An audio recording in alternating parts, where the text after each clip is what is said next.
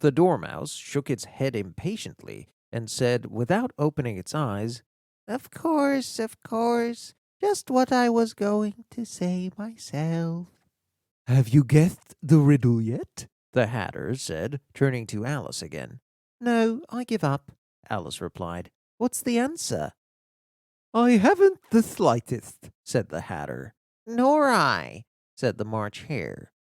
Alice sighed wearily. "I think you might spend your time better," she said, "than waste it in asking riddles that have no answers." "If you knew time as well as I do," said the Hatter, "you wouldn't talk about wasting it. It's him." "I don't know what you mean," said Alice. "Of course you don't," the Hatter said, tossing his head contemptuously. "I dare say you never even spoke to time." "Perhaps not," Alice cautiously replied. "But I know I have to beat time when I learn music." "Ah, that explains," said the Hatter. "He won't stand for being beaten. Now, if you only were on good terms with him, he'd do almost anything you liked with the clock. For instance, suppose it were 9 o'clock in the morning, just time to begin lessons. You'd only have to whisper to time, and round goes the clock in a twinkling.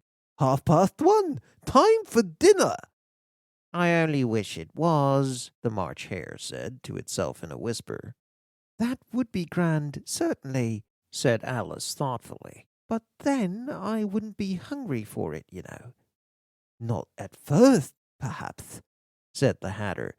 "But you could keep it to 1:30 as long as you liked." "Is that what you do?" Alice asked. The Hatter shook his head mournfully. "Not I," he replied.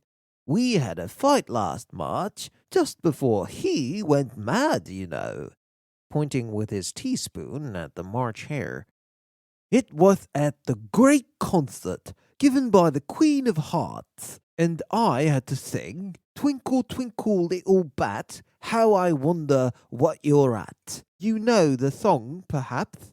"I've heard something like it," said Alice. "It goes on, you know," the Hatter continued, "in this way. Up above the world you fly, like a tea tray in the sky. Twinkle, twinkle,